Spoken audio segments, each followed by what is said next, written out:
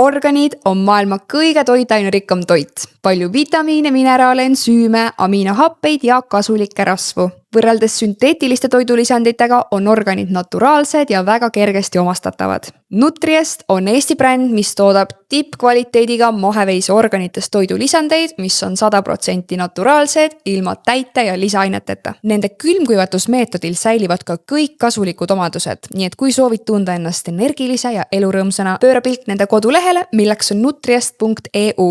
Kood Angela annab sulle lausa -20% soodustust. Suur aitäh Nutriestile seda podcasti sponsoreerimast. Tere kõikidele Ajuloputus podcasti vaatajatele ja kuulajatele. Täna on meil külas doktor Riina Raudsik, tere! Tere!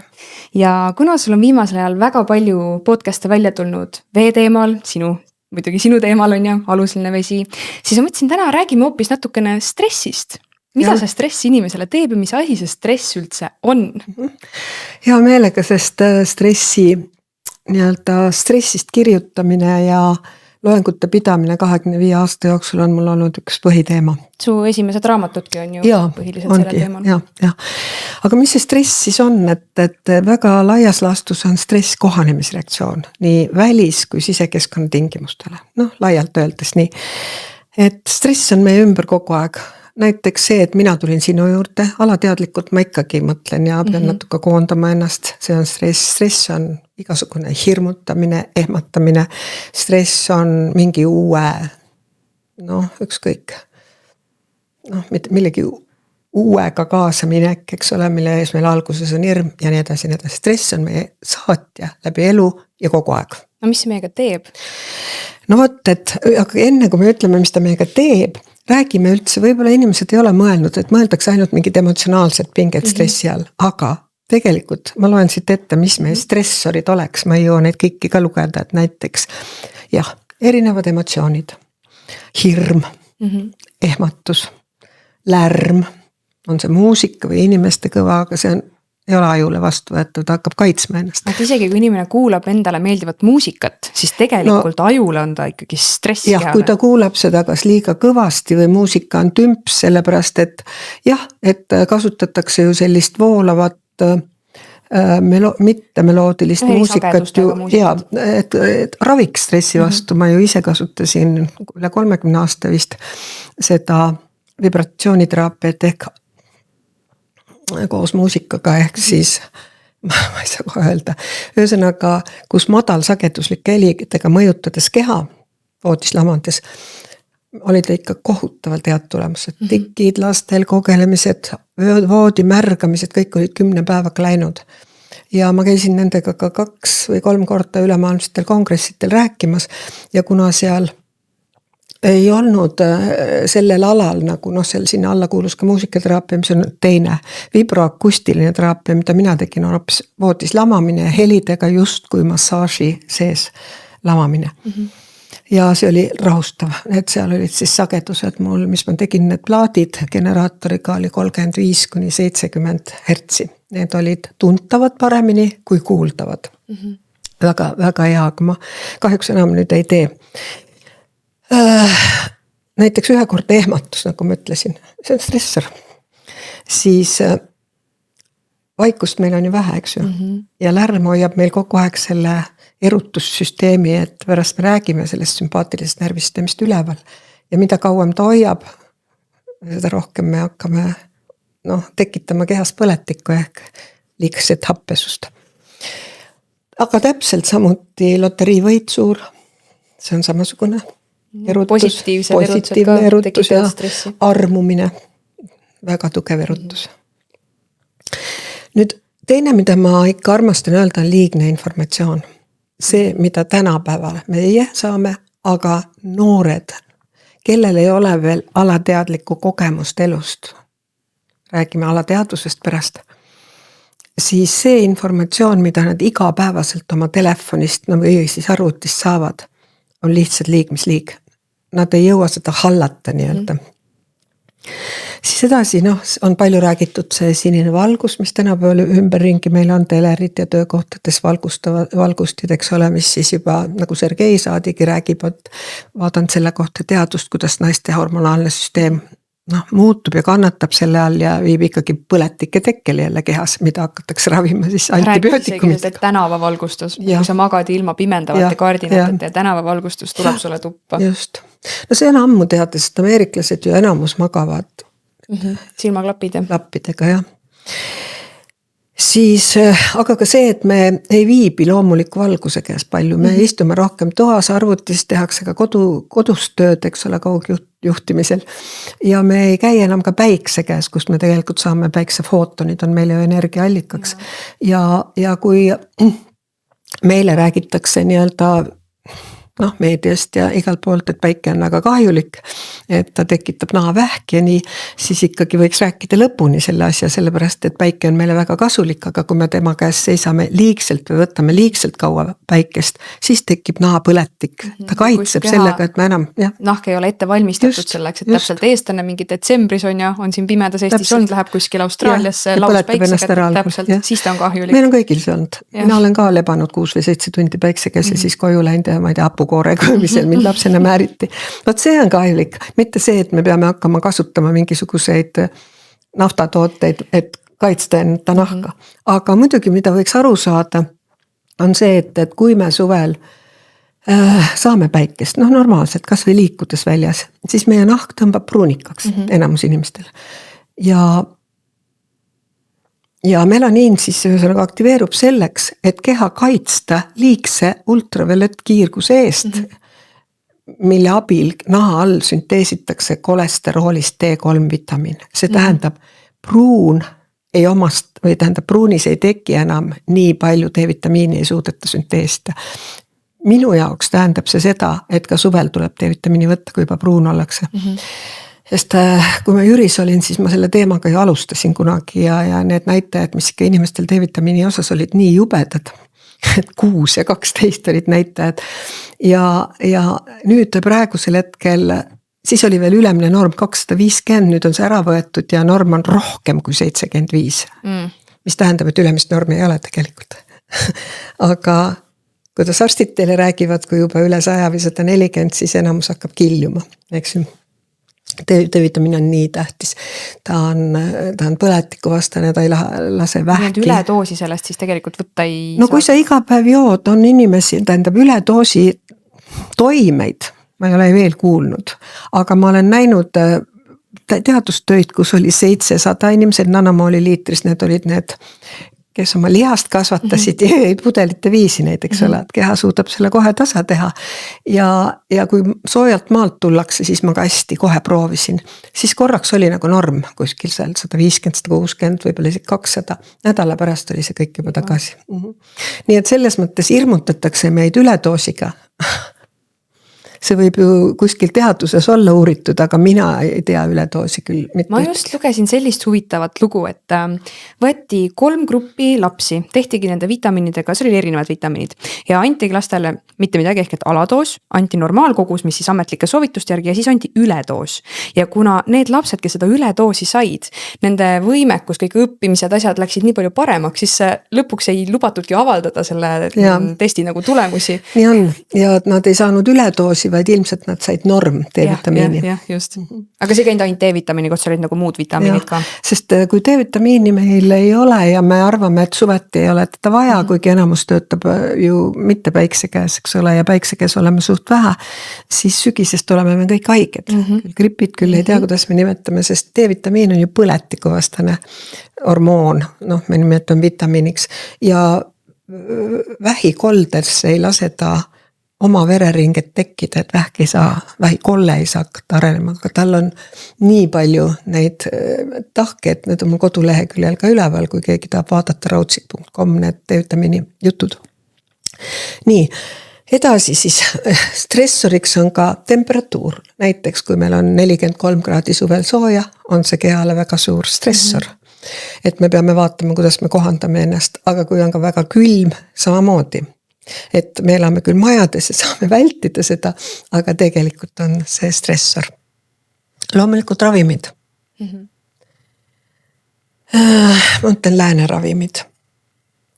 Siis keskkond, siia ma paneksin kiirgus. Kiirgus on nähtamatu stressor. Mina olen juba, küllaltki vana ja ma tunnen, kuidas mul mälu ei ole enam see, mis veel 5 aastat tagasi oli. Ja ma arvan, et see wifi süsteem, mis igal pool on, et see on kindlasti üks, pluss väga palju tööd on arvutis ja telefonis vastamiseks inimestele. See kiirguse teema on täpselt praegu nii oluline ja sellest väga üldse ei räägita. Ja kui näiteks ma olengi postitanud sellel teemal midagi, siis inimesed reaalselt on kommenteerinud alla, et jaa, aga see kiirgus on ju nii väike ja see ei tee meile mitte midagi. Ja siis jääd mõtlema, okei. Jaa, et seda, mida sa ei tunneta, nagugi, kui olid ju, eks ole, aatompommid visati siis samamoodi, et ega inimene ei tundnud enne, kui tal hakkasid tekkima igasugused verevähid ja tagajärjed, mida kiirgus meie kehas siis nagu meie vereloomele ja kõigele tekitab. Siis mida veel võiks öelda stressorite kohta on see, et ka liigne füüsiline koormus on stressor. Ja kui sa nüüd füüsiliselt teed väga tugeva trenni, oletame, et sa tahad oma lihast kasvatada, eks ju, siis sa teed tugeva treeningu ja siis su keha ongi põletikus. Ja nüüd sa lähed taastad ennast. Jood, puhkad. Vot nüüd hakkab see ülesehituslik protsess, eks ju, lihase kaas, mida me tahame. Lihase kasva mitte trenni ajal, vaid puhkeva. See on kogu aeg nii olnud, kuna ma õppisin seda spordi kehakultuuris seda biokeemiat, siis seal oli palju sportlastega võrreldud. Nii et täpselt, et mitte ainult laktaat ehk piimappe ei ole kehas, vaid ka teised happed nagu merivaikappe, õunappe, sidrunappe, need on kõik ained, millest keha saab energiat, et seda trenni teha. Et nii ta on, et rasva me ei kuluta ka sellel ajal, et midagi, me rasva kulutame aeroobsete treeningutega, kus me teeme nii, et meil kerge hingeldus on, aga pulss üle 140 ei lähe. Aga ka liigne vaimne koormus.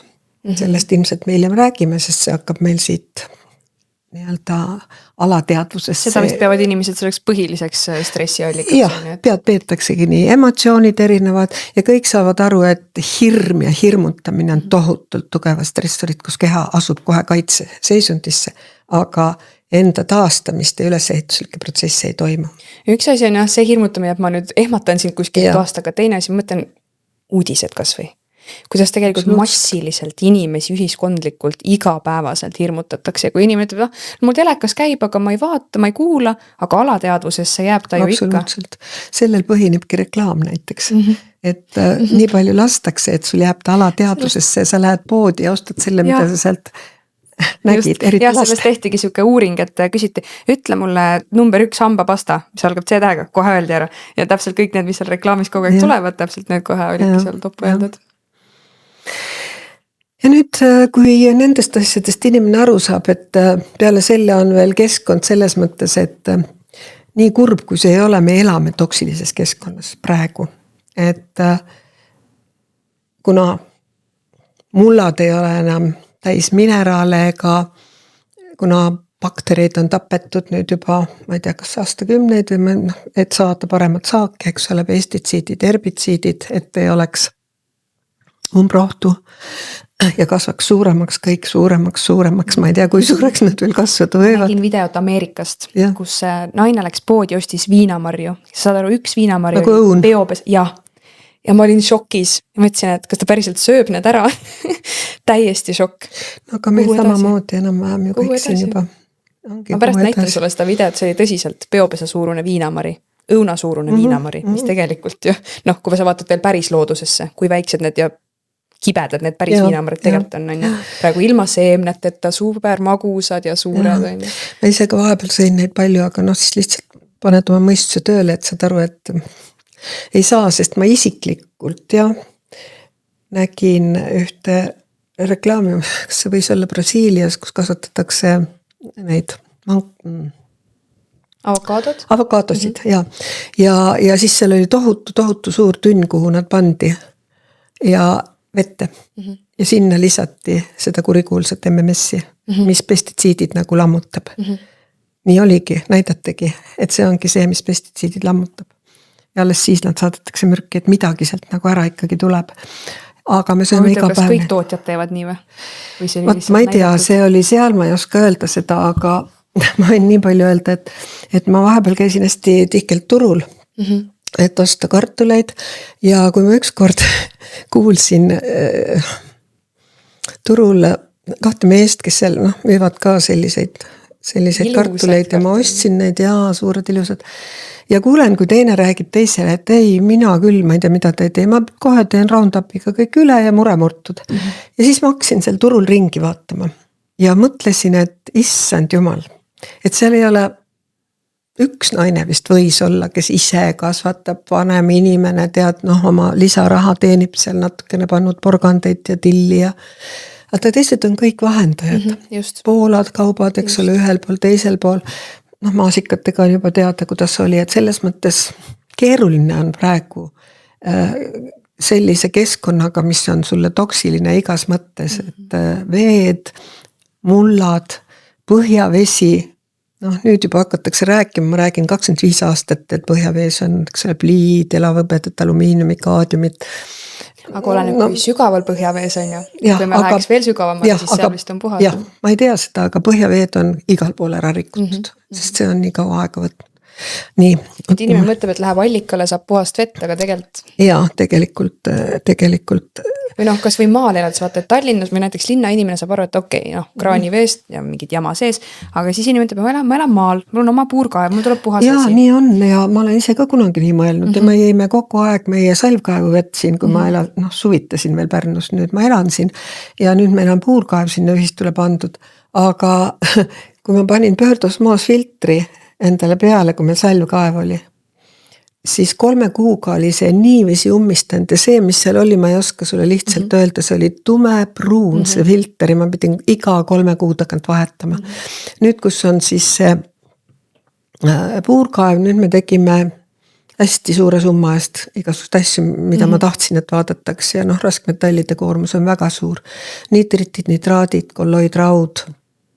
Rauale pannakse filtreid, aga ma ei tea, palju ta seal toimib, tal on soolakast kõrval, sisuliselt on see bikarbonatsool ehk aluseline sool ja mul ei tule kõik meelde, mikroplast, eks ole, nagu ma olen siin ka rääkinud sellest, ravimid, kõik on sees. Kaevu ära puhastada, aga põhjavett sa ju ei muuda, ega puhasta. Ei muuda, see on see maapinna retsimine kaua aastaid, mis on juba jõudnud. Aga mis sa ise näed või arvad, et kus see nagu edasi läheb, et ainult aastatega hullemaks või paremaks see asi ei saa ju niisama minna? No eks inimkond ikkagi väheneb selle võrra tasapisi, aga inimene on looduse poolt loodud selline unikaalne olevus, et ta suudab ka kohaneda paljude asjadega, et me ei saa küll enam olla nii terava mõistusega ja nii tohutult terved, et kui me ise hoiame, sest meil ei ole seda võimalust enam, isegi kui tahaks. Ja mahetootjatel samamoodi, et ma väga armastan neid ja hindan neid, kes näevad väga suurt vaevat midagi kasvatada, aga neil ei ole kerge. Aga kui muld on juba nagu rikutud ja selles mõttes kurnatud? Ma olen ikka rääkinud, et seal, kus ma elan, et meil oli 2 suurt kirsipuud. Ja kevadel, kui nad õites olid, siis ma ei saanud sinna minna, sest see mesilaste lärm oli nii suur, et mul süda hakkas taguma. Ma ei tea, kas ma 1 või 2 veel leian. Et see on nagu väga samal ajal hirmutav, mis on stressor. Nii, tahad veel küsida midagi siin? Lähme edasi. Lähme edasi. Kus see stressi, ütleme, et siis, kuidas see keha siis juhib meil seda stressi, et on selline, ütleme, räägime ajust natuke, et meil on olemas nagu ürgaju ja siis teadlik aju. Ürgaju ongi, mandeltuumaks nimetatakse teda, see on aju sees. Nii-öelda uue aju sees on mandeltuum ehk mina nimetan teda ürgajuks ja nimetan ka hirmukeskuseks teda. Nüüd see ürgaju reageerib ükskõik millele stressorile millisekundite jooksul. Sul juhtub midagi, näiteks tuleb karu siia. Sa teed midagi instinktiivselt, instinktiga, ilma, et sa mõtleks, alles siis mõtled. Näiteks, ma toon siuke lolli näite, näiteks oletame, et sul on siin karu siin ukse taga, sa kardad teda. Ja sul on uks nii pool lahti. Ja sa võid esimese hooga täitsa ta lahti tõmmata ja siis sa mõtled, oi, ma pean ju kinni panema. Igasuguseid selliseid asju võib tuua. Nii et ürgaju on meie esimene reaktsioon kõikidel loomadel, mitte ainult inimloomal. aga hiljem tekkis inimesele see aju. Aga kuidas see aju tekkida sai, ma ei ole teadusest seda lugenud, aga ma olen teinud endale selliseid teaduse põhjal, kui ma olen neid raamatuid ja asju, füsioloogiat ja keemiat lugenud, sellise arusaamise enda pähe, et vaata selle ürgaju kõrval on inimesel ja loomadel, inimesel eriti mälukeskus. Ja kui sul on nüüd mingi pinge, näiteks pidev pinge, näiteks lärm, pigem olla, näed kaubanduskeskusesse, sealne muusika mängib nii kõvasti, et 5 minutit ja ma ei saa seal rohkem olla. Siis see mälukeskus hakkab piltlikult öeldes nagu taanduma. See kõik käib üle neurotransmitterite, üle igasuguste signaalainete, see on väga keeruline protsess, aga nii see on. Ja nüüd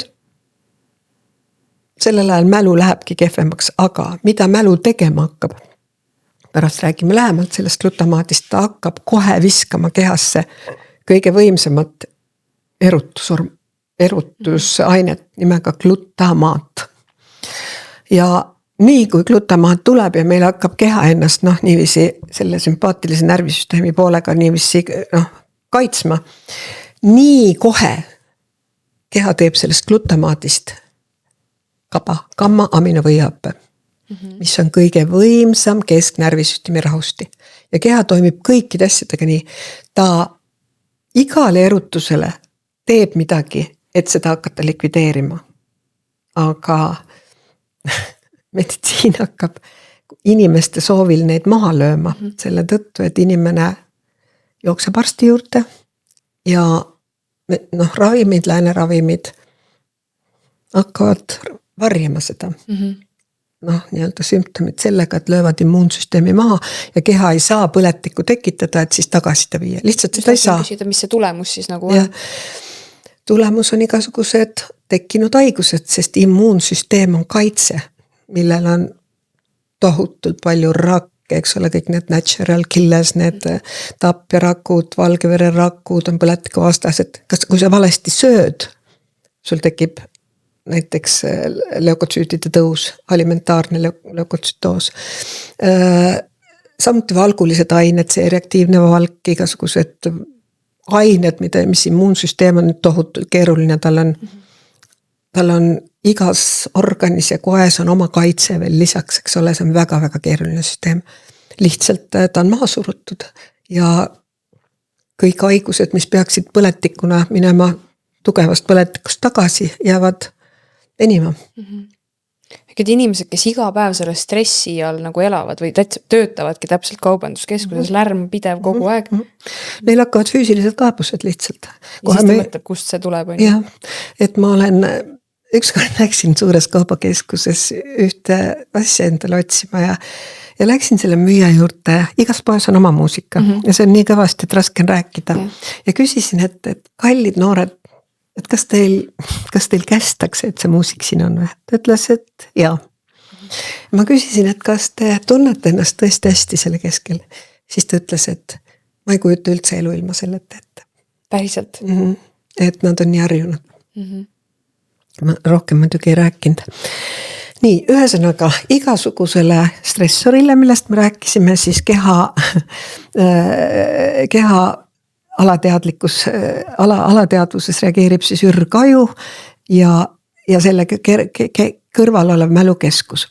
Nüüd tänu sellele, et mälukeskus üldse, ma ei tea, kuna miljoneid aastaid tagasi hakkas tekkima, et see ongi see, et kui sul oli oht loomale, et kas ta põgeneb või hakkab võitlema, siis järgmine kord, kui tal mälusse jäi see loom, kes tal ei teinud midagi, siis ta sai edasi süüa ja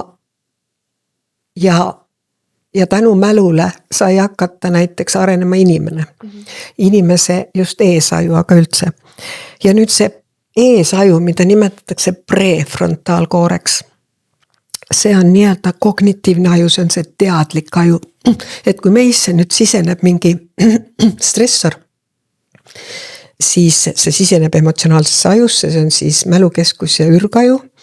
Ja sealt liigub ta teadlikkusse ajusse, sellesse ajusse, kus vastavalt sellele, millises seisundis on eesaju inimesel, teeb ta oma käitumises otsuse. Mida see tähendab? See aju inimesel on intelligentsuse aju. Et loomad, ütleme nii, et loomadel ei ole sükest kõrget otsmikku nagu inimesel tekkinud, sest see aju, prefrontaalkoor, pidurdab ürgaju tegevust. Mida see tähendab? Et ma olen ikka rääkinud seda koeralugu, mulle see meeldib, et kuna mul endal on koer ja kui ma talle külla lähen, siis ta hüppab, kargab, lakkub, ma ei tea, mida ta veel teeb, kõik jookseb, toob oma kondi, hakkab kohe ruttu närima, näitama. Aga inimene ei tee seda, kui külaline tuleb või tuttav tuleb. Ja ta ei tee seda tänu sellele, et tema otsmiku prefrontaalkoor pidurdab seda, mida ta ürgajust teha tahaks. Saad aru? Nii et inimene on ainus loom. Nii et kui meil seda ei oleks, siis me jookseks samamoodi külalistele vastu hüppaks peale. Ja mis seda näitab see, et näiteks mis seda eesaju kahjustab.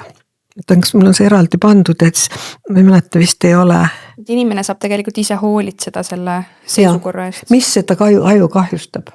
On loomulikult stressi üldse, kortisool. Narkootilised ained, rahustid, unerohud, narkootilised ained. Need kõik mõjutavad seda aju nagu hävitavalt. Ja mida rohkem on meil stressi ja selle aju hävimist, seda rohkem prevaleerub see erutus, ärevus, mis saab nüüd vabaks tulla, et me enam ei pidurda seda. Ja näide sellest, kuidas inimene ennast purju joob, siis ta ongi nagu siga võib püheldada ja igast lollusi teha, eks ole, tal kaob ära pidurdusvõime, kontroll. Ja siis võtabki see ürgaju nagu üle rohkem. Just sellel hetkel. Ja siis ta taastub, aga vanadel inimestel on see elu jooksul see aju ikkagi kahjustada saanud, et kunagi olid sõjad, asjad, mis väga inimesi ju, nad elasid stressi rohkes keskkonnas, eks ole. Ja vanemast peast siis nendel inimestel prevaleeribki see alateadvuse ärevus, mis omakorda kahjustab seda ju. Kortisool, eks ole. Kortisool, see on stressihormoon, kuigi neid on kehas ka teisi, et ma paari sõnaga vist räägin sellest. On see ka ütlus, et vanad inimesed muutuvad nagu lasteks tagasi. Ja miks nad muutuvad, ma olen selle peale ka mõelnud, et vaata, kui nüüd vanemast peast selle aju pidurdav toime kaob sinna alajule, alateadvuses, ma siin vist kuskil ütlen ka ja vaatan, et pärast teil tuleb, aga me elame 5, umbes, ma ei mäleta protsenti, ma kohe ütlen, et ma vaatan, äkki ma leian siit, et me elamegi alateadvus. Vaata rakubioloog Bruce Lipton, keda ma õudselt, kelle raamatuid lugenes, mul väga palju avanes järsku. Ja üks nendest raamatutest oli Uskumused ja bioloogia, ka eesti keeles, ülihea raamat.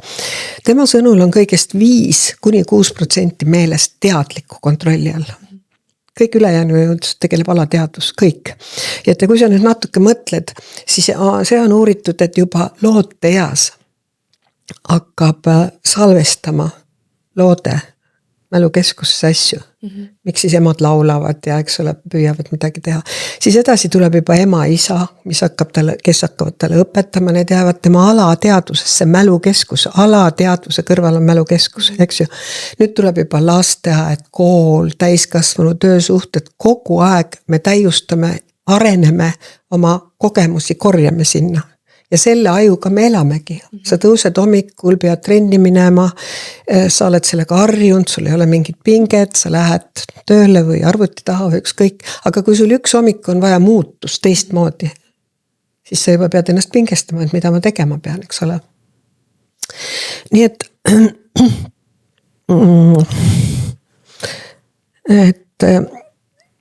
tuleb siis teada, et me peame seda eesaju hoidma, sest ainult inimesel on selline kõrge. Mida saab teha? Jah, me räägime sellest siis, kui ma räägin kokkuvõtte, et siis ma panin endale punktid kirja, mida me teha saaks. Et juba vanasti rahvas, kui ei olnud kõrgtasemelisi uuringuid ju teadis, et kõrge otsmiku piirkonnaga inimesed on targemad, eks ju. Need niisuguseid asju. Aga vastab tõele siis? no see ei ole absoluutne, aga lihtsalt märgatud on ja saadi aru, et selle ajul on tähtsus, ma kindlasti ei saa öelda, et see nii kohe absoluutselt on, aga mingi tõde seal kindlasti on. Ja ma ise kirjutasin selles raamatus tagasi tervise juurde, kuhu ma kirjutasin igasugused vanasõnad, kus üldse veel uuringuid ei tehtud, aga inimesed oma praktilisest elust tegid järeldusi ja need on kõik niivõrd targad. Niivõrd targad. Keegi ei mõtlenud niisama neid vanasõnu välja. Just, absoluutselt, need tulid elust. Nii, et veel kord, et see prefrontaalkoor ehk otsmiku piirkonna aju kontrollib siis meie selle alateadliku aju tegevust ja selle tõttu on inimene ainus intelligentne olevus, kes suudab oma tegelikku sisemist olukorda või mis seal toimub. Tahaksin ta ära tappa, aga ta ei tee seda. Tahaks sulle halvasti öelda, aga ta annab endale teadliku aruga, et ma ei tee seda, eks ju. Et me oleme siis intelligentne olevus tänu otsmiku piirkonna ajule ja ma olen ikka öelnud, et see, kui mootorratastele tulid kiivrid, et see on väga oluline, sest kõik avariid võisid juhtuda otsa ette ja need inimesed jäävad ikkagi invaliidiks. Ja immunoloogiast nii palju, et me rääkisime immuunsüsteemist, see on siis meie nii-öelda süsteem, mis vale keskkonna puhul kohe ründab, tekitades põletikku. Mitte bakterid ei tee põletikku, bakterid tulevad sinna kaitsma seda või õigemini vedeldama seda limakeskkonda või kus see siis toimub, et hakata põletikku likvideerima. Aga on teada, et ma vist ütlesin ühekordne hirm näiteks põhjustab näiteks kaitsvate tapperakkude neid natural killers sünteesi ja taastamine võtab aega 5-6 tundi. Ehk näiteks, kui ma siin tehmatan, siis on 5-6 tundi aega, et neid taastada. Et immuunsüsteem taastuks. Ja näiteks ühes töös oli see, et üks magamata öö, minu meelest oli see Servan Schreiberi raamatus stressist vabaks ilma ravimiteta, läheb immuunoglobuliin A taastamiseks 5-6 ööpäeva, mis tähendab, et öösel töötavad inimesed ei saagi oma immuunsüsteemi väga korda, sest keegi ei tööta ju üks kord nädalas, vaid ikkagi on 2, 3, 4 päeva tagant töötöö. Ja nad ikkagi on haavatavamad, et keerulisem on nendega. Aga neid on meil ka vaja, on ju? No, nii on, mida teha. Nii, nüüd ma räägiksin natuke sellest, et me saime aru, et meil on see uus aju, mille osa on siis eesaju koor, seal sees on siis see vana ürgaju, mis on kõikidel loomadel, roomajatel, kõigil, sest nad kõik, eks ole, selle stressi peale kas põgenevad või asuvad võitlusse, eks ole. Ja kuidas see stressor siis siseneb meile emotsionaalsesse aju, ehk siis, eks ju seal, kus on see ürgaju ja mälukeskus, ehk alateadusse ja sealt ta käivitab hüpotaalamusest, see on ajurelee, stimuleerib meie hüpofüüsi, kust vabaneb selline hormoon nagu adenokortikotroopne hormoon, mis siis aktiveerub neervipälise koore, kust tuleb välja kortisool ja immuunsüsteem selle peale tekitab põletiku. Aga need põletikud on lühiaegne, siis keha seda ei märkagi, ei saagi aru. Aga kui näiteks inimesed on sellest aru saanud, et näiteks keegi solvab sind või mõni sõbratar ja sa võid peale seda nohusse kehasse jääda. Nii on, seda on ka märgatud, nii on. Ja täpselt sama teine on, et hüpotaalamusest mingi erutuse peale hüpofüüsist vabastatakse türotroopne hormoon, see käivitab meie kilpnäärme. Kilpnäärmel on 2 hormooni, tri- ja tetrajoodtüroniin, ehk siis nad sisaldavad joodi. Nüüd kilpnäärme hormoonid aitavad meil üle elada stressi. Kehale on inimesel on ülihea kaitse stressi haldamiseks. Pärast on raske. Ja nüüd, kui see stress möödub ja inimene rahuneb, siis on vaja need hormoonid tagasi teha. Selleks on joodi vaja. Aga ka joodi enam ei ole bakterid, kes toodavad maapinnas. Siis ei ole ka taimedes, mida me sööme, eks ole. Ja joodipuudus on nii kilpnäärme ületalitluse kui alatalitluse, aga ka struuma põhjustaja. Nii et siin ka on mõtlemist natuke. Nii et siiamaani räägitust võiks aru saada, et emotsioonid muudavad keemilisi protsesse ehk keha biokeemiat. See tähendab meie ainevahetust ja energia tootmist. Just tahtsin mainida, et inimesed peaks hakkama aru saama, kui palju tegelikult meie emotsioonid, emotsionaalne seisund mõjutab meie füüsilist keha. Absoluutselt. Ja see emotsioon siseneb meisse emotsionaalsesse aiu ja läbib siis selle prefrontaalkoore, mida ma juba enne ütlesin. Ja siin toimub siis see infotöötlus ja veel kord, et inimene käitub nii, nagu on tema see intelligentsuse keskuse seisund. Eks ju? Ja stress hävitab prefrontaalkoort, mida me juba rääkisime, siis rahustid, unerohud, narkootilised ained, alkohol, aga stress ise, kõik stressorid. Ja see meie eesaju ehk prefrontaalkoor ongi siis see koht, mis eristab meid loomadest. Et kui ma ise mõtlen otseselt, ma neid ei ole, ma olen need niisugused arusaamad endale loonud keha biokeemia füsioloogia alusel, mis on juba ammu teada, et ainuke, kellel selline prefrontaal kõrge on delfiinid. Ja neid peetakse ju väga, väga tarkadeks. Ja. Nii, ma vaatan, mis mul siin muidu nii. Ja nüüd on, see on ka ammu juba teada, et kes on oma alateadvuse peremees. See on tervise peremees. Sest alateadvuse kaudu siis reguleerib keha ainevahetust. Ainevahetus on energia tootmise protsess. Me ei ole tükk liha ega hunnik kvante, me oleme energeetiline olevus. Ja iga meie rakk kehas on patarei. Ja patarei töötab hästi siis, kui ta on alkalaine ehk aluseline. Ja elektrilise potentsiaali rakus, meie 50 triljonis ja ka umbes 100 triljonis bakterirakus, kes meis elavad, käivitab naatriumi ja kaaliumi kohavahetus rakumembraanil. Et see on keeruline protsess, aga see on naatrium-kaalium pump, mis paneb, teeb meie rakust nagu patarei. Aga samal ajal on tähtis öelda, et mitte ainult meie alateadlikkus ajus ei ole mälukeskus, vaid iga meie rakumembraan on mälukeskus.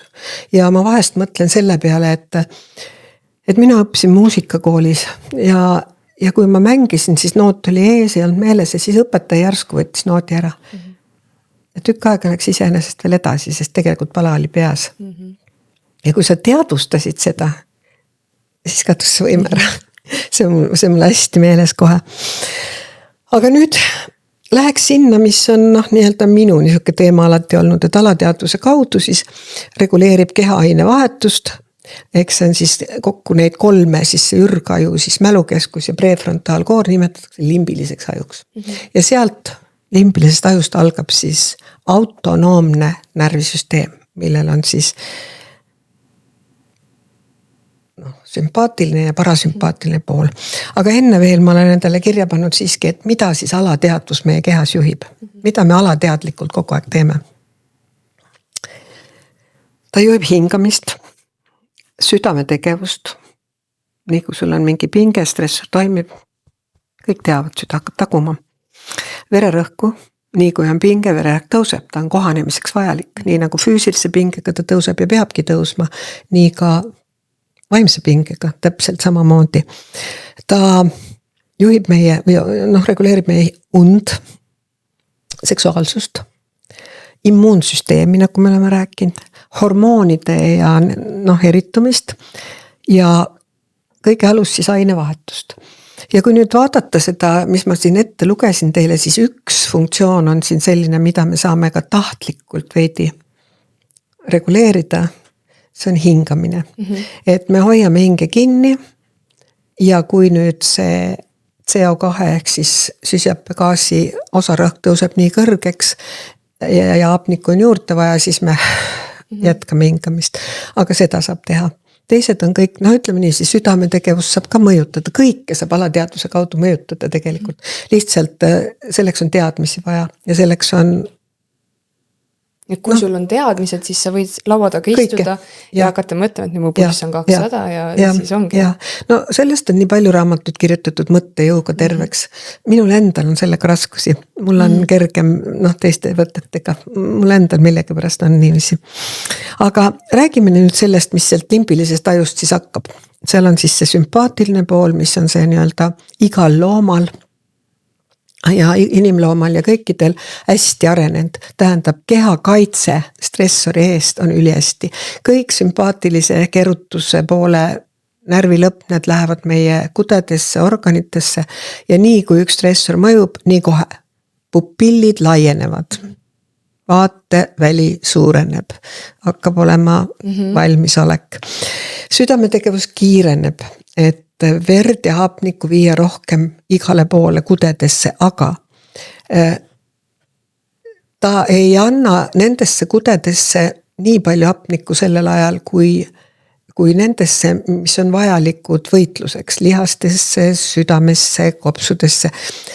Nahk jääb halva verevarustusega, soolestik sellel ajal, et see on loomulik, eks ju, et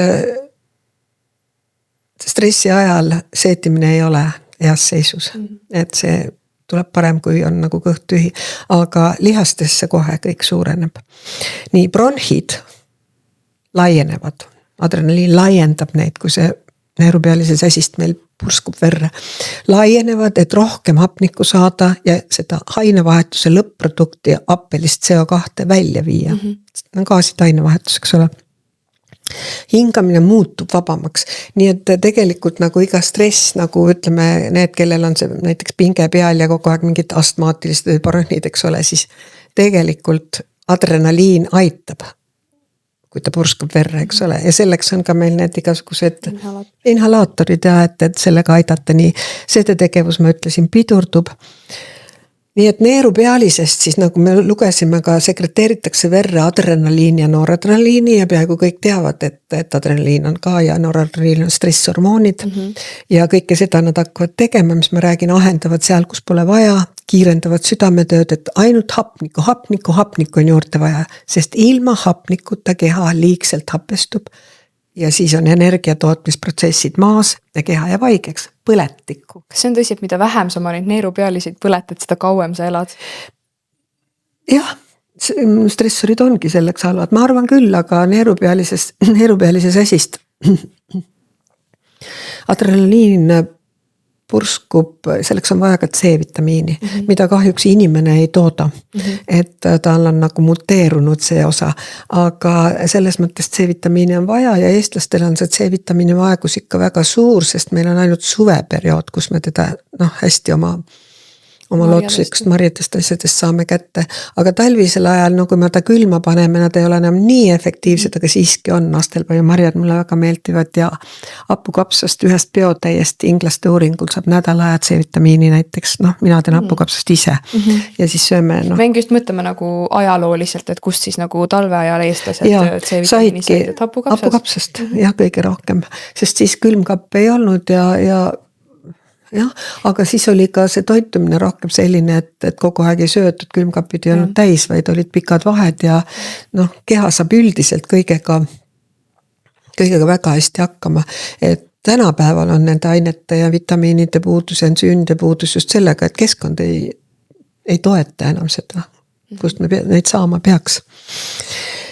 No mis siis maksast toimub? Maks on nüüd see organ, eks ole, mis nüüd, kui on vaja energiataset tõsta, siis ta kohe oma nii-öelda glükogeeni, liitsuhkrute, glükogeeni hakkab glükoosi tootma, et keha saaks kiiresti ka nii-öelda mitte ilma hapnikuta natuke energiat kätte ja siis ta juba edasi läheb sinna, kui hapnikku saame piisavalt, siis ta juba läheb sinna, kus lõplikult põletatakse kõik ära.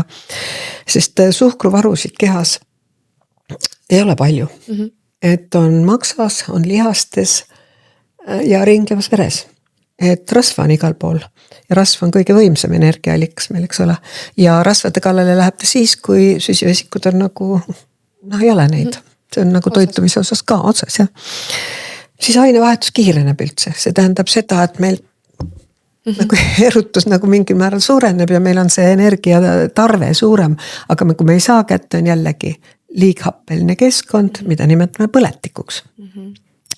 Ja meestel tekib sellisel juhul siis varajane seemnepurse ejakulatsioon, et nad ei suuda nagu tagasi hoida aga samal ajal see stress stimuleerib erektsiooni. Aga mida nüüd selle millega või kuidas on esindatud see rahustav pool, parasümpaatiline. Et see on nüüd inimesel ja ka ilmselt loomadel loodud nagu tagasihoidlikuks. Et me oleme valmis võitlema, aga meil on raske ennast taastada. Et parasümpaatilist närvisüsteemi, nagu sa ilmselt ka tead, esindab siis see, et ta aktiveerub magades, siis see aju on välja lülitatud, siis hingamisel, nervusvaakus, eks ole, kui me kõhtu hingame ja teeme, siis me ärritame nervusvaakus. Hingamisharjutusi ehindata läbi kõhu. Just, läbi kõhu. Ja praegu rohkem nagu kohe meelt ei tule, aga mis siis see parasümpaatiline närvisüsteem nüüd tegema hakkab, kui me lähme puhkame, oleme rahulikult, tõesti ka mõtted enam ei häiri meid, siis pupillid ahenevad tagasi. Südametegevus aeglustub. Bronhid ahenevad, normaalses seisu, aga nad ahendavad meid. Siis sapipõis kontraheerub selleks, et seedetegevus käivitada, et rasvu ka saab hakata kasutama. Siis seksuaalorganitesse suureneb verevool ja ainevahetus normaliseerub. Ehk siis keha hakkab tasakaalu tagasi viima. Ja nüüd sellest kõigest järeldades siis emotsionaalne aju, ehk siis alateadvus sisuliselt juhib kogu keha tööd, kogu keha. Mis tõttu stressi olukorrad avalduvad kehaliste kaebustena ja seda nimetatakse psühhosomaatikaks. Kõik haigused on psühhosomaatilised, sest inimene on nii loodud, me saame info ajusse ja vastavalt sellele, mis nüüd toimub, meie kehas muutused, need tekitavad meil haigusi või ei tekita haigusi. See ongi psühhosomaatika. Üle psüühika juhitakse kehatööd. Lihtne. Jah, aga selleks pidi päris kaua õppima ja asju selgeks tegema, et seda nii rääkida. Aga ma ütleks lihtsalt, see nüüd ei ole tähtis meelde jätta, aga ma ütleks lihtsalt, et need protsessid ei ole nii lihtsad, nagu ma praegu rääkisin lihtsalt, et erutus ja nüüd mälukeskus taandub ja nii, see kõik käib üle signaalainet, aga signaalained meie kehas võivad olla igasugused, näiteks aminohapped, glutamaat, gamma-amino võiappe, mis ma ütlesin, glutamaatist tekitatakse kohe kaba, mis hakkab rahustama, aspartaat, glütsiin, siis võivad olla peptiidid, ma toon mõne näite, vasopressiin, mis tõstab vererõhku, neurotensiin ja nii edasi, aga ka ma ei mäleta enam millal, 10-15 aastat tagasi nimetati ka NO ehk lämmastikmonoksiid, gaasiline aine selleks signaalaineks. Ja lämmastik monoksiidi toodab ka veresoone sisekiht, et anda kehale hapnikuga rohkem, eks ju, kõik, mis soodustab meile kudades hapniku, normaalset hapniku taset, see kõik hoiab meid ära energiakriisist. Ehk hoiab põletikust eemale. Räägime natuke, kõik teavad serotoniini. Pärast räägime, kust teda toodetakse, aga mida serotoniin siis kehale teeb? Miks teda kasutatakse hästi palju serotoniini tagasiaarde inhibiitoreid antidepressantides? Sellepärast, et inimene, see muudab inimese rahulikumaks. Kui ta on sul nagu elektrijänes, siis on ta ainult aja küsimus. Aga kas ta ravib ka või? No ta sellel ajal, kui serotoniini hoitakse kauem veres, et ei lasta tal ära lammutada, ei lasta tal nagu uuesti sünapsisse minna, et ta taas toota. Sellel ajal inimene rahuneb, mina võin öelda, et kõik 7, 8, 9, 10 rohtu kadusid kõrvalt, neid polnud vaja, sest ta on rahulik. Aga nüüd peab arst välja selgitama, miks sellel inimesel see tekkis, mis sinu elustiilis oli valesti, et sa jõudsid selleni. Tavaliselt inimene oskab, inimene oskab seda rääkida, seal on nii palju põhjusi, seal on nii palju, et siis teeme selle ära ja võtad näiteks aasta aega teda, eks ole, ja siis hakkab maha tulema, kui sa oled seda või seda muutnud. Praegu tihti on, et minnakse sinna peale ja ei tahetagi maha tulla. Jah, et teda enamus ikka tahab, et kuna ütleme meedias ja igal pool on nii palju nüüd antidepressantidele tehtud negatiivsed, niisugust infot lastakse, et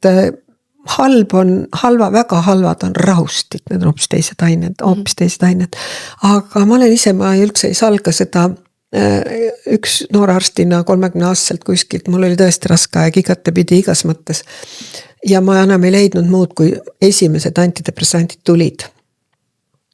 Ja ma võtsin ja 3 nädalat mitte midagi ei juhtunud, aga ma võtsin. Ja ma võtsin 6 aastat, sest nii kui ma maha tulin, hakkas kõik uuesti. Süda läks rütmist välja, kõik need asjad, et kogu aeg siit kärutas, eks ole. Nii et ikkagi, kui sealt maha tulla, sa pead selle juurpõhjuse... Jaa, juurpõhjuse leidma, pluss mahatulek on alati aeglane, sest kui me anname juurde, ükskõik kas mingid aineed, näiteks melatoniini, aga serotoniini me anname kaudselt, et me takistame, serotoniin tuleb verre, ta lammutatakse ja siis ta läheb tagasi sünapsisse, kus temast tehakse uuesti serotoniin, eks ju.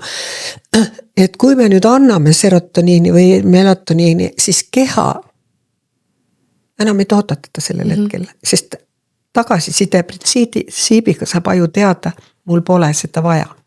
Hormonaalne süsteem töötab niiviisi lihtsalt. Ja hiljem siis see peab ju taastama ennast. Ja ta taastab kuskil 3 nädala jooksul, nii nagu läheb aega, et see toime hakkaks, võtab aega lihtsalt, et rakkudes toimuks. Ma mõtlesin, et kauem. No see on suhteline jah, et ka 3 nädalat on kõigega, mida ma olen, kui D-vitamiin on puudu 3 nädala pärast, kui biotiin on puudu 3 nädala pärast, siis ma olen kogu aeg jälginud teisi, aga ka ennast. Ja alati küsinud, andke teada, kui korda läheb. Ja alati ma vaatan 3 nädalat on see aeg. Ma just olen arvanud, et see hormoonide taastumine ka naistel näiteks, et on ka sihukest individuaalne, et oleneb ka, kuidas sa toetad oma toitumise, une kõigega. Just, absoluutselt toitumine.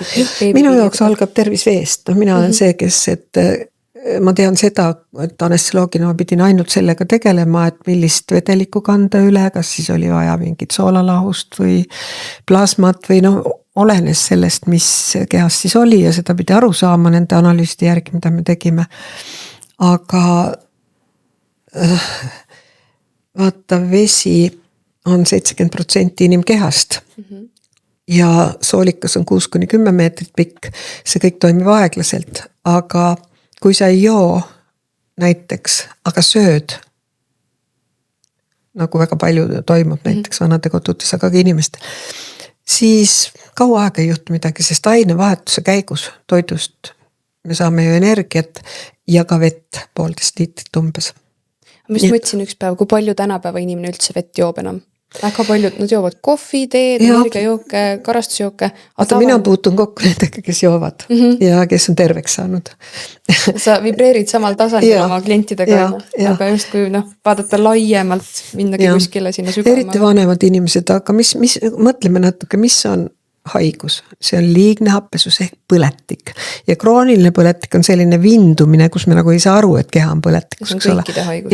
Aga ägedad põletikud, ükskõik kas või naha, akned, silmapõletikud, kopsupõletikud, bronhiidid, limaskested haigused igal pool kehas. Aga kui ei söö ega ei joo. Paastud. Jah, aga kui sa oledki võtnud, et ma tahan surra, siis 10-14 päeva, siis jääklämmastik tõuseb niiviisi, et inimene sureb ära lihtsalt. Nii on. Tead, minu vanaema oli hästi vana, ligi 100-aastane. Ja ta ütles mulle niiviisi, et tead Riina, et ta oli täie mõistus juures, ta olid kõik oma hambad suus, kõik, kujutad ette. Ja ta sõi väga vähe, ma alati mõtlesin, mida ta sõi 2 kilo võileiba, mingi kohvilurr. Ja mina ei mäleta rohkem, ju ta ikka sõi, aga ma ei mäleta, et ta oleks seal kuskil näost sisse endale. Ja tead, siis ta ühel päeval ütles mulle, tead, et ma olen nüüd kõik ära näinud. Et ma tunnen, et ma tahaksin siit ilmast lahkuda, aga näed, et tead, ma ei söö enam. Viisin süüa, aga ta tõesti ei söönud, aga midagi ei juhtunud. Ja siis ta ütles mulle niiviisi, et tead, et ära nüüd pahanda, aga ma ei joo ka enam. Ja ei võtnudki, viisin sinna, ei võtnud ja siis ma lugesin ära, et ta peaks täpselt minu sünnipäevaks surema 10. päev ja nii täpselt oli. Suri rahulikult, valudeta kõik. Vanasti ma panin talle tilka, kui midagi oli, aga ta ei olnud elu jooksul haige olnud. Ta sõi nii vähe lihtsalt. Ja sai ilmselt organism ühesõnaga nälgis siis nii palju, et ta sai tegeleda nende haigete rakkude ja puhastusprotsessidega. Ja see oli ju vanasti kogu aeg, meile küll räägitakse, et elu aga on pika, nii et mis eluiga see ikka on, mis elu see on, kus me ravimid hoiavad meid mingisuguses konditsioonis, mis pole tervis, eks ju. Ja nii on. see pani mind praegu hästi palju. Huvi tundnud. Aga mis need üldse siis probiootikumid teevad või hoiavad ära, enne kui ma hakkan nendest natuke veel rääkima? Ärevust ja depressiooni, kuna nad toodavad, eks ole, serotoniini. Aga mis veel?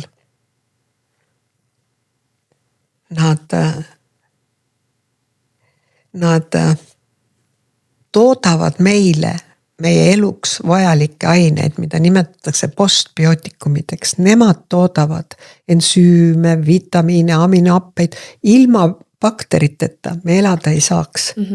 Ja hiljuti mul oli... inimene on rohkem bakter kui inimene. Kui inimene, jaa. Ja siin mul ikka tuleb vahest meelde, kui antibiootikum oleks just kui ainus ravim meditsiinis ja kolesterooli allale ja statiin, et muud nagu üldse enam ei oleks. Et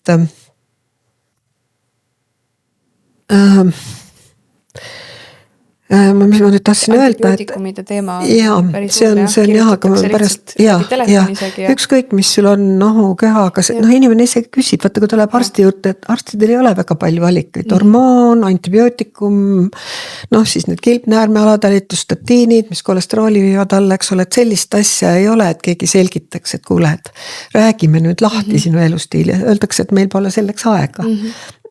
Mul käis hiljuti üks naine vastuvõtul just nüüd ja ta istus ja ta hakkas, ma ütlesin, rahune nüüd maha, räägi rahulikult. Tavasüsteemis ma olen harjunud, ma pean nii ruttu, kunagi keegi ei ju ära kuulata, lihtsalt kahju. Et isegi see 20 minutit saab kasulikult, kui sa ütled talle, rääkige rahulikult, eks ju. Okei, mul tuleb pärast meelde. Mis nad veel ära hoiavad? Soole ärritussündroomi. See on praegu väga popp teema. Lekkivad sooled ja siis kõhulahtisuse ära hoidjad on nad. Siis nahaprobleeme hoiavad ära. Kuse eritusorganite põletikke, allergiaid. Nahaprobleemide korral tihti ongi see vale arusam, et mul on nahaga midagi valesti. Tegelikult see kõik algab sisemiselt. Sest kui keha on, ütleme, väga palju stressis, siis me rääkisime, et veresooned ahenevad soolestikus või vähem verd saab ja nahas ka. Ja nüüd nahka jäävad hapnikku pole liiga happed, eks ole, ja ta liig hapestub, aga siis ei saa enam energiat toota, siis ei saa enam keha oma naharakke vahetada, mis 28 päevaga peaksid vahetama. Ja ta hakkab siis põletikke nähtu, kuna nahk on ka eritusorgan, ka imendumisorgan, eks ju. Aga ta hakkab nüüd neid happeid ka naha kaudu püroviinamari happet välja tooma, ehk siis suhkrute ainevahetuse lõpp-produkti. Selle tõttu suhkur hapestab ka keha, eks ole, aga teisi kohti, aga nahka ja soolestikku siis nagu eriti. Ja limaskestad ju reageerivad sellele limastamisega, see on kaitse. Nii et kui sul on külmetus, siis on lihtsalt organismi vale keskkond, puhastus, jah. Keha tahab lahti saada nendest ja mis siis arst ütleb, kui helistate, ma olen haige, paneme antibiootikumi. Ei, tähendab, kui inimene ei lähe sinna otsima seda, siis öeldakse jooge palju ja puhake. Õige. Väga õige. Aga miks muidu ei joo? Nii, siis kuse eritusorganite põletik. Aga me just mõtleme, et kui inimene ongi näiteks külmetuses ja läheb arsti juurde ja nõuab antibiootikume, sest inimene, minul oli lahe perearst kunagi, ütles, et kui sa oled külmetuses ja sa võtad rohtu, läheb 7 päevaga üle, kui rohtu ei võta, läheb nädalaga. Ja nii öeldakse, ma olen ka kuulnud seda. Nüüd, kui keha tahabki nendest mürkidest vabaneda ja ennast puhastada ja limastab. Tegelikult ta saab kiiremini terveks kui 7 päeva, ma olen ise seda öelnud, aga elu on mind nüüd õpetanud, et kui sa lased selle kõrge palaviku, millega keha reguleerib oma ainevahetust ja tahab pööratada korda, toimida.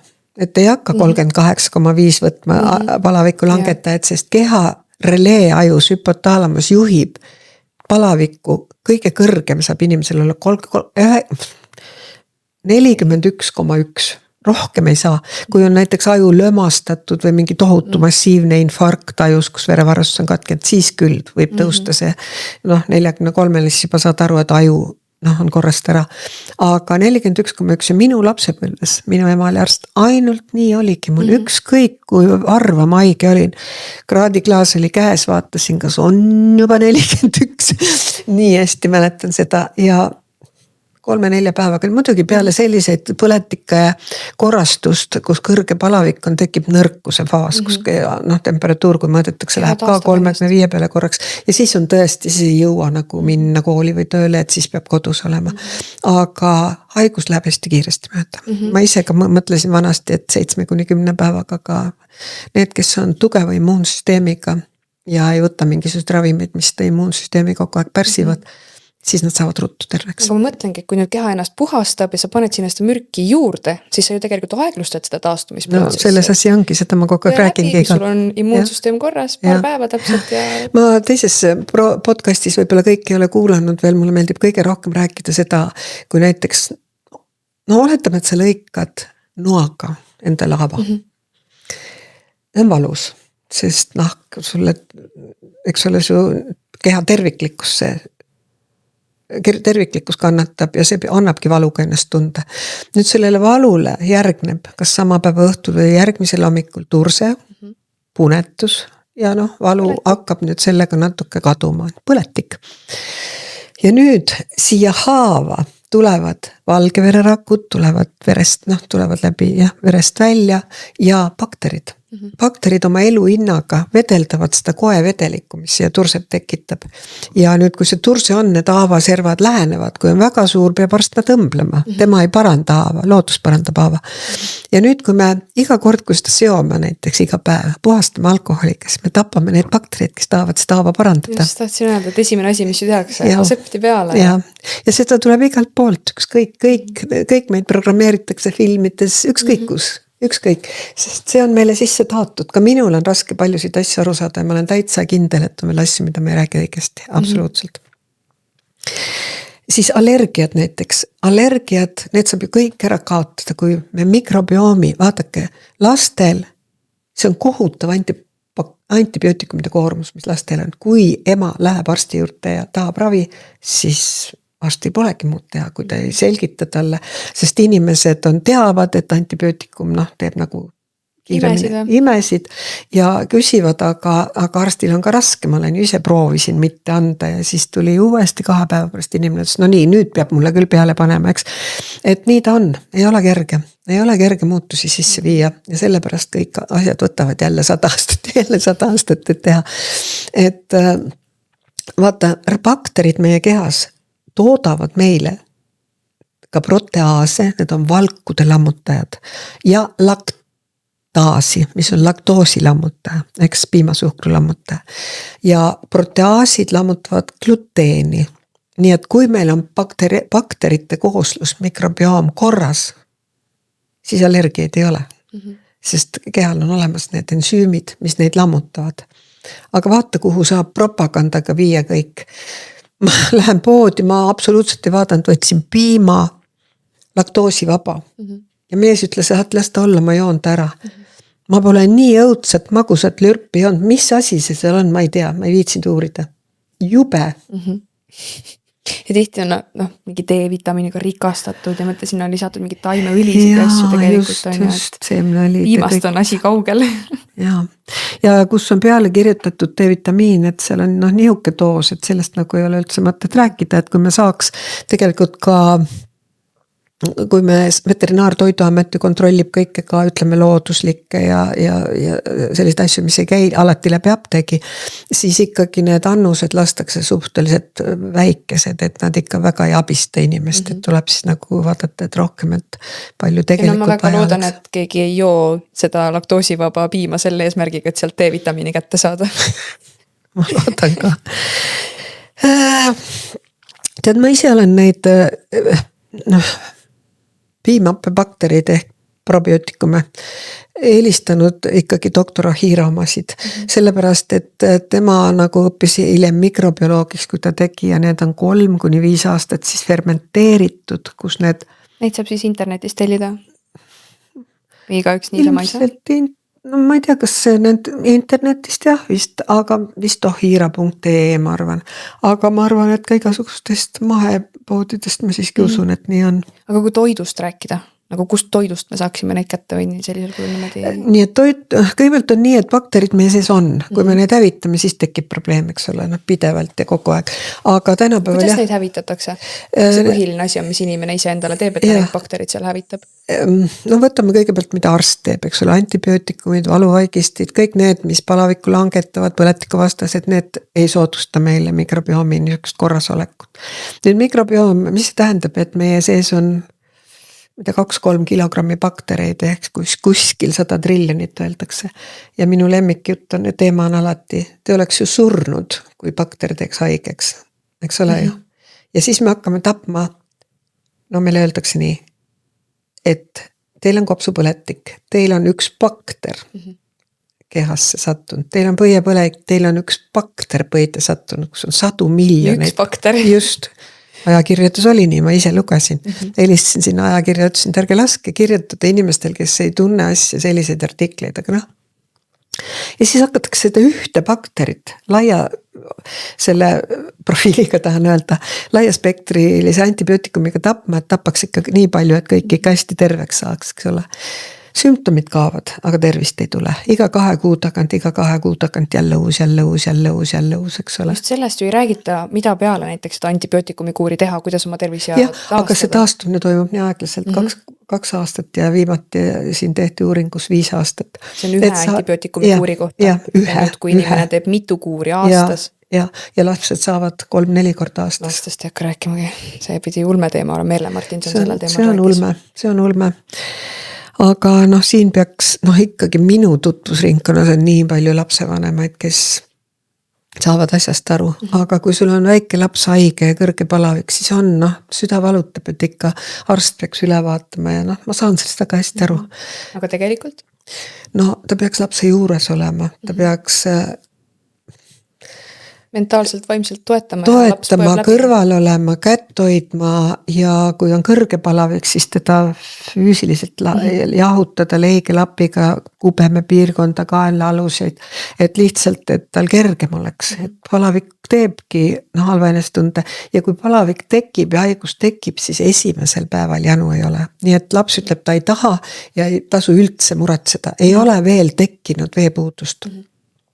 Aga teisel päeval ta tahab ise juba juua. Ja võt siis tuleks hakata selle, nagu iga päev jooma aluselise mineraalse veega ja siis tuleb ka tugevamat aluselist vett anda, mida laps siis hea meelega joob.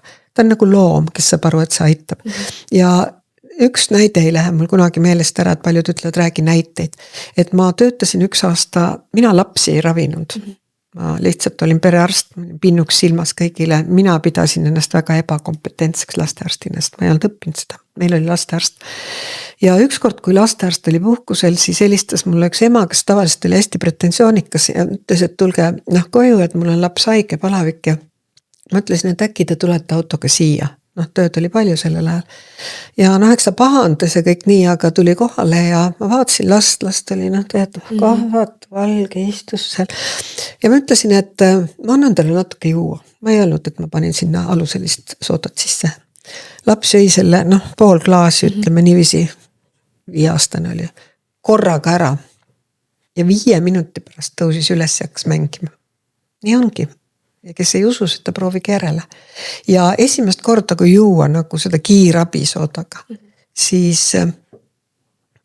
võib kõhu vedelaks lüüa. Normaalne. Ta läheb liiga aluseliseks korra, et viskab välja. Tavaliselt on haigusega liigappeline, kui kõhu lahti läheb.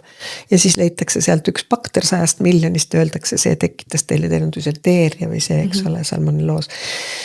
Ja siis hakkame seda tapma ja kui me tapame, siis need, kes ei võta antibiootikumi, paranevad hästi ruttu. Need, kes võtavad, nendel venib haigus. Et nii see on. Siis ma ootan, kas mul siit veel jäi midagi, mul läks eest ära. Tuleme tagasi veel korra selle, mis firmad sina soovitasid? Ma ei saa niiviisi nagu reklaami teha, aga ma ise lihtsalt, ma olen vaatanud tehnoloogiad läbi ja ma olen kirjutanud ühe raamatu, mis innustas mind doktor Hiira probiotilised bakterid. Et vaata nendest, sa saad korraga prebiotikumid, mis on bakterite toit ehk kiudained on juba seal sees. Seal on siis piimapebakterid ehk pro on elu jaoks, eks ole, bios, elu jaoks probiotikumid, anti on elu vastu, eks ole, antibiootikum, probiotikum. ja kolmandaks on seal postbiootikumid, need, mida oma elutegevuse selle nii-öelda fermenteerimise käigus nad on juba sinna meie jaoks sisse teinud. Ja need protsessid on nii pikad, et me saame tohutu kasu. Ja see ei ole ainult soolestikule, see on tervele kehale. Ja kõik nende nii-öelda valmistamise protsessid või kuidas seda öelda, on niivõrd loomulikud ja looduslikud ja need bakterid ka või need mikroobid või piimhappebakterid ka tegelikult aitavad meid.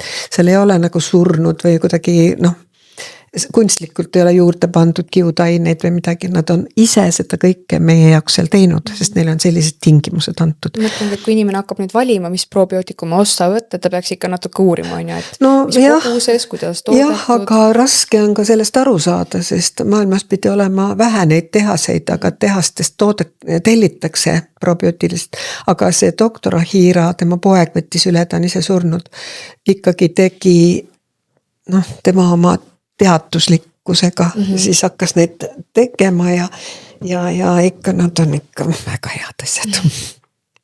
Kas me selle käisime läbi toidust? Toitu süüa? Toidust ja ma vaatan, mis mul siin veel kirjas on ja C-vitamiin oli hapukapsas kõik, mis sa fermenteerid ehk siis seal 2% soolalahuses hoiad soojas, porgandi võid panna, suvikõrvitsa võid panna, eks ole, paar päeva seisad soojas, siis ta juba on sinna tekitanud. Fermenteeritud toitu, jah. Seal on hästi palju siis bakterid juures, et ma ei tea, hapupiimades ja nendes ma väga hästi ei usu, et need keefirid ja neil on teine tehnoloogia, aga jah. Ja nüüd veel kord, et soolestikust sünteesitakse 70-80% serotoniinist, eks ju, selle tõttu, kui on bakterid korras, siis inimene ei lähe ärevusse, paanikasse. Tunne algab kõhust. Kõhust, täpselt. Nii, siis nüüd 80% vaagusnärv, see oli see, mis meid rahustas, eks ju, jõuab aiu soolestikust. Minu arust vaagusnärvist üldse väga infot ei ole, väga ei räägita avalikult. Jah, seal ei olegi väga rääkida, seal on hingamine ja uni tegelikult, eks ju, pluss toit loomulikult. See, kuidas see nagu seotud kõigega on, see on põnev teema. See on kõik raske korraga välja tuua, aga ma arvan, et ma tajun seda täiesti, et tahaks siit rääkida, tahaks sealt ruttu rääkida. Ja põletik siis meie kehas, eks ole, ma mõtlen seda põletikku, kus inimene ei saa aru, et tal ei ole otseselt kuskil põletikku, aga tema keha on nagu kroonilises põletikus, mina nimetan seda liiga appeliseks keskkonnaks, sest meie toit on, eks ole, orgaanilist apped. Ehk inimene arvab, et ta on terve, ei tunne nagu otseselt midagi, aga tegelikult keha võib kogu aeg põletikus olla. Keha ongi väsinud, eks ole, kõik vaimsed probleemid, ärevused, seedeprobleemid, bakterid enam ei hoia tasakaalu, seen saab võimu, nad ju ise seal omavahel kähmlevad. Seen saab võimu, soolestikus on. Seentest ka üldse väga ei räägita, mida on hästi palju seeni on palju. Jah, aga nüüd, kui on olemas Ahira probiootilised bakterid, siis minul on vähem soolestiku probleeme minu tuttavate ja inimestega, kellega ma olen tegelenud. Et liigahappesus ehk põletik on pärmseente meka ja nendel on omad nahale, kui juba nahale tekivad niisugused generaliseerunud probleemid, siis on juba natuke jälle pikem aeg seda tagasi lüüa, aga seened ja bakterid on omavahelises kogu aeg sellises, nagu ma ütlesin, kähmluses ja kui bakteritele me ei tapa neid ja sööme-joome nii nagu oleks nagu enam-vähem nendele soodne, siis nad ise korraldavad, aga kui inimesel on halb olla, ta läheb arsti juurde, näiteks lihas valutab, sagedased limaskested haigused, ükskõik siis, kas nohud, köhad, nina kõrvalkoopad või ükskõik, siis on nii-öelda põletik üleval ja vot selles põletikulises ehk liigappelises keskkonnas elavad hästi need bakterid, keda me halbadeks peame. Helikobakter, borrelia, mykoplasma, klamüüd ja neid me siis vaatame nende immunoloogilist aktiivsust ja ütleme, tead, sul on see. Ja mis siis toimub? Antibiootikumid, eks ju. Jälle ringiga tagasi ja kui ei soovita seda keskkonda korda teha, mida me teeme korda kõigepealt veega, siis söögiga, siis liikumisega ja siis stressi haldamisega. Need on kõik nii lihtsad asjad, mida iga inimene peast teab. Põhitalad. Jah. Nii, ma vaatan, mis mul siin veel on. Me pidime siia lõppu tooma, et mida siis teha, et seda stressi lahendada? no ma vaatan, kus mul siin kirjas on, ma tahaks veel öelda enne ära, et kui see lastel on see krooniline stress, siis nendel on nagu natuke teistsugused füüsilised kaebused kui täiskasvanutel, sest nendel pole eesaju veel nii hästi arenenud, see areneb seal 13, 14, 15 aastaks, ta ei pidurda veel seda nii-öelda seda alaaju, mis on, kust meil tuleb see erutus, eks ole. Nendel on käitumishäired, nendel on agressiivsus suurem, ärevus ja paanika. Noh, lastelt võib ju seda aru saada, kui ta tormab, eks ole, ta üldse ta ei suuda keskenduda, mäluhäired on, õpiraskused, tikid, eks ju, igasugused tõmblused silmadega, kehaga, kogelemine võib tulla, rahutu uni, hüperaktiivsus. Et vot siis, kui ma tegelesin selle vibroakustilise teraapiaga, siis need häired läksid väga ilusti tagasi, aga siis ma ei olnud veel nii teadlik selle 90-ndatel veest, õigest veest ja ka toitumisest. Lihtsalt ma teadsin, mis suhkur teeb, ma teadsin seda, ma olen seda rääkinud 25 aastat, liigne suhkur on kõikide haiguste algpõhjus, aga kuidagi ei olnud seda tekkinud veel seda kompotti. Ma kohe ütlen, mida teha, aga ma ütlen veel enne seotud toitumisega, et toitumine või söömine võiks öelda on ülitähtis. Kust me nüüd seda puhast veel saame, eks ole, kes seda suudab endale muretseda. Maainimene, kui ta saab ise on väga hästi, aga kuhu ta ikka sõidab sealt igapäevabussiga, tellib endale, eks ole, ja siis et see paastumine, see, et pidage pikki vahesid, seal 16-8 see vahelduva paastumise, nii et lihtsalt kas sööge siis hommikul ja pidage pikk vahe või sööge õhtul varem ja pidage öösel ja vastu hommikut vahe, et lihtsalt kuidas keegi, mina paastun, ma ei tea, sina vist ka, et ma ei taha hommikul süüa. Ja siis söön, keha ju räägib kogu aeg, aga meil propaganda. Hommikusööd on päeva kõige olulisem toidu. Täpselt, pudrud kogu aeg. Ja veel süsivesik. Et kõige olulisem, kõige tähtsam toidukord on see, mis on kõige toitaine rikkam. Kõige toitvam. See on kõige olulisem. Ja vahepeal keha siis, ega ilmaasjata Nobeli preemiaid ei anta, eks ole, see Oshuri või kes see Jaapani teadlane oli selle eest, et keha taastab ennast, ise puhastab ennast, teeb suur puhastust oma kehas, et oma vanad rakud uuesti energias kasutada ja kõik need organellid, mitokondrid, kõik uuesti üles ehitada, sest meie ei ela vanade rakkudega, aastaga on kõik meie kehas vahetunud. Ta ei tee seda siis, kui sa sööd hommikust õhtuni 6-5 korda päevas on ju. Ta teeb seda siis, kui sa ei söö. Kui sa ei söö vahepeal. Ja tühi kõht ei ole halb, see näitab seda, et meil toimub juba puhastus, eks ole, aga alguses nagu teie räägite ketosöömisest ja jumala hea ja ketotoitumisest tähendab ja ütleme, siin on karnivoorid räägivad, et ma ise nagu ütleks siiski nii, et ma ei taha kellelegi öelda, et ärge seda tehke.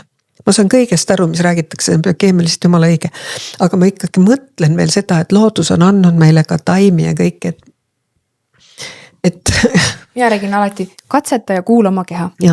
Et tihti arutatakse ka, et mina ju 24/7 kogu aeg söön hommikust õhtuni ainult toorest liha on ju. Tegelikult see nii ei ole, mina vaheldumisi samamoodi käin seal karnivoorlus, keto, maga madalad. Aga sul on ka selline eriala, kus sa oma keha hästi hoiad korras lihast, eks ju. Jah. Aga just, et nagu süsivesikute tarbimine on ikkagi alati madal, et see on peamine. See on peamine.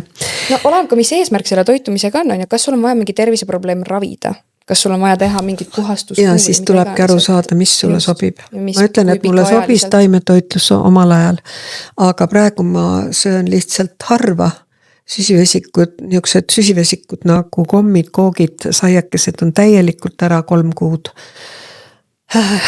Aga niisuguse otsesesse ketosse ma selles mõttes ei läinud, et mul oleks pea valutama, et toitudest ikkagi saab ju süsivesikuid palju erinevatest, eks ole, et lihtsalt selle äärmusliku magu sa jätsin ära, aga juba see on väga suur samm. Ja. Aga sa küsid kogu aeg, aga me ei ole jõudnud, et mis me siis selle ärevuse ja kõige sellega, millest me täna rääkisime, et mis meil prevaleerub see sümpaatiline närvisüsteem, et mis me siis teha saame ise. Hakkame võtma. Kõigepealt ma ütlen veel kord, veest algab nii füüsiline kui vaimne tervis ja õigest veest, kus on mineraale rohkesti, mida enam ei saa, taimedest, toitudest, kus vaja ja kus on aluselisus ehk bikarbonaatsool. mis on kehas, mida keha toodab kilogrammide viisi ise. H2O-st ja CO2-st, kui selleks on vajadus. Ta hoiab oma happealust tasakaalu, hoiab keha keskkonda kogu aeg alusel, siis välja arvatud siis magu, mis on loodud teistsuguseks aga siis kui me ei söö näiteks valku, siis ta ikkagi on, see pH on tunduvalt kõrgem. Toogi kuulajale näide, mis sinul selline vette pandud on? Siin on nüüd nii, et kui võtad 1,5 liitrise või 2 liitrise kannu, siis sinna panna pool teelusikat. 1,5 kuni 2 liitri peale, mitte liitri peale. Pool teelusikat Himalaja-soola, mina eelistan jämedat või kodus ära jahvatatud, sest see koostis või kuidagi konsistents on teine, kui ma ostan ta, ma ei tea, mis seal on, võib-olla mingid mahuained juurde pandud. Ja pool teelusikat siis bikarbonaatsoola ehk see on ainus aluseline sool ja ta rahvakeeli on söögisooda. Sportlased kõik kasutavad maailmas. Vaatasin, et on ilmunud ka uued ravimid juba farmaatsiatehase poolt, põhikoostisena on sooda, sidrunappe. Ja maksab uue hinda ju. Jah, et võib-olla ma enne surma ka veel näen seda, et tegelikult inimene võiks minna toidupoodi sinna maitseainete leti juurde võtta lihtsalt söögisooda. Jah. Mina ainult neid kasutan lihtsalt. Ma ütlen, et omal ajal ma soovitasin 4 soola, mis Ameerikast tuli, see oli tõsiselt hea asi. Nad on luusoolad. Naatrium, kaalium, magneesium, kaltsium, need on meie makromineraalid, mida me õudselt vajame kogu aeg. Ja naatriumit ja kloori, mis on meie keha põhiliselt nüüd, on ka Himalaja-soolas ja selles Celtic-soolas kõige rohkem. See on normaalne, aga siis sool on vajalik kehal, ilma soolata ei saa midagi. Aga teisi mineraale on ka vaja, mis on mikromineraalid ja neid me ka enam ei saa. Nii, kõigepealt siis veest algab. Nii, siis mis looduslik on, me kõik teame, nimetatakse naiste puna selliseks antidepressandiks nagu looduses, kes tahab ilmselt siis teha sellest. Teed teha, aga kui seda vett juurde juua, siis hakkab keskkond normaliseeruma. Siis ma ei tea, mis naiste puna täpselt meie sees teeb. Ma ei ole selle looduse poolega väga tuttav, kõik ei jõua lihtsalt. Siis hoiduda liigsest kohvist, sest kohv erutab meid, vabastab histamiini, mis võib tekitada allergiaid. Ja muidugi tuleb hoiduda valge suhkrust, mida sa kogu aeg räägid, mida mina räägin ja kõik räägivad. Sergei muidugi kõige rohkem ja intensiivselt, et see on hea, et ta on toonud nüüd selle low carb ja selle vähese suhkruga söömise nagu päevavalgele. Nii, liikumist suurendada, eks ole. Liikumine on teatavasti, paneb vere rohkem käima, viib nendesse kohtadesse, kus muidu ei ole. Praegu me istume siin, ma ei tea kui kaua, tegelikult veri ei liigu hästi, eks ole, jalgades seisab nagu rohkem see veri, samuti kätes, kaugetes kohtades, nahk ei saa eriti. Liikumine paneb kõik käima ja see selline tavainimesele selline aeroobne siis, et kus on pulss 140 ja sellest kõrgemaks ei lähe, võib-olla kerge hingeldus. Ja isegi võib-olla 20 minutis päevast piisab. Muidugi võib kodus teha igasuguseid harjutusi. Ma ütlen alati, et isegi 5 minutit on parem kui 0. 0, jaa, õige. Siis on olemas meditatsioon.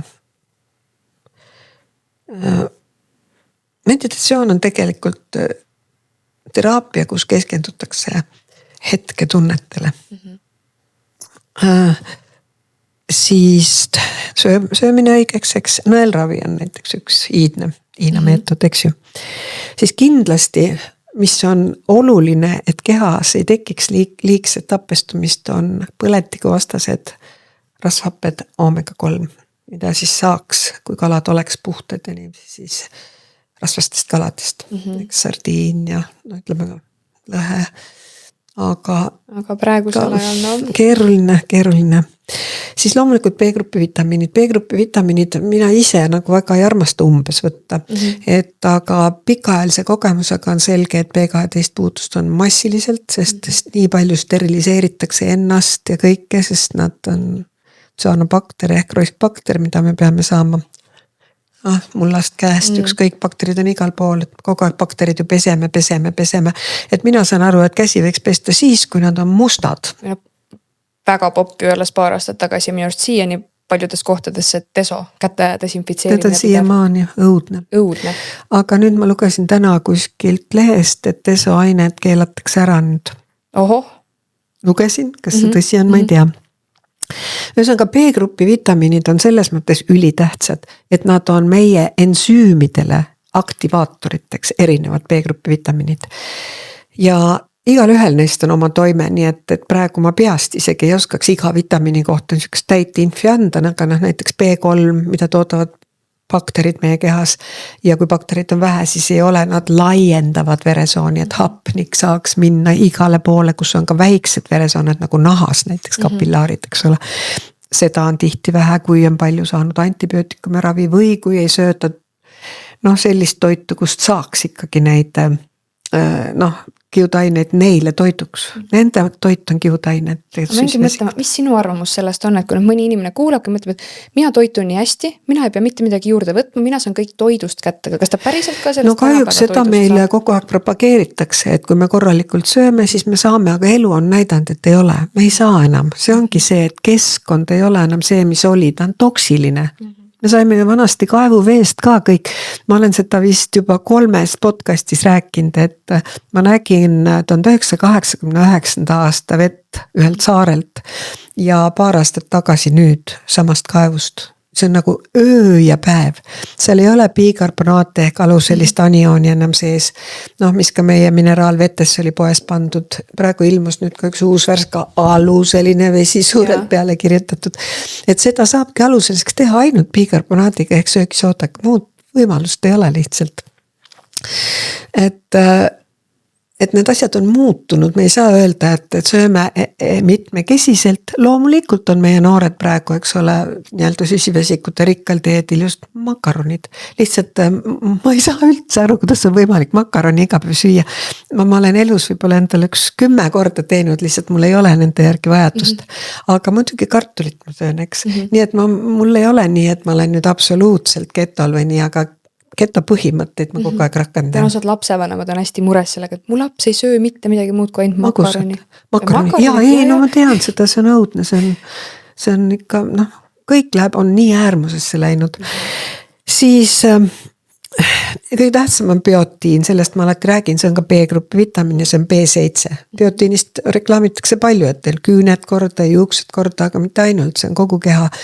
Et biotiin, vaata püraviinameri happe tuli suhkrutest, eks ju. Ja see saab alles siis, kui kehas on hapnikku minna edasi lammutab, ta on happe, eks ju, ta hapestab, kui ta jääb sisse.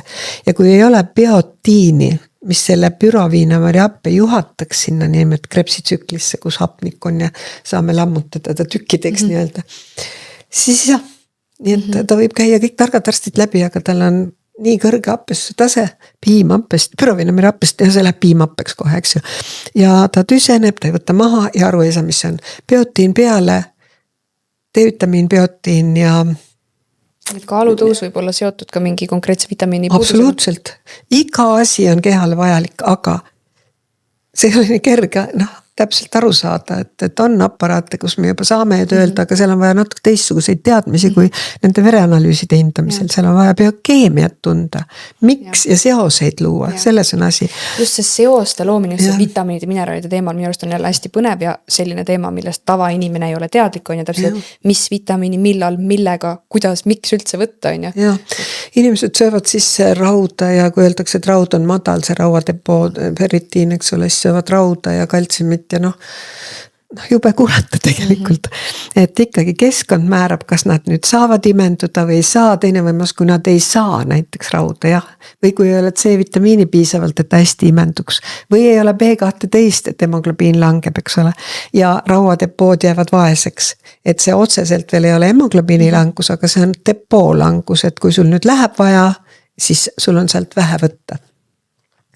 Loomulikult magneesium ja kaalium, need on kõige tähtsamad makromineraalid kehas. Miks?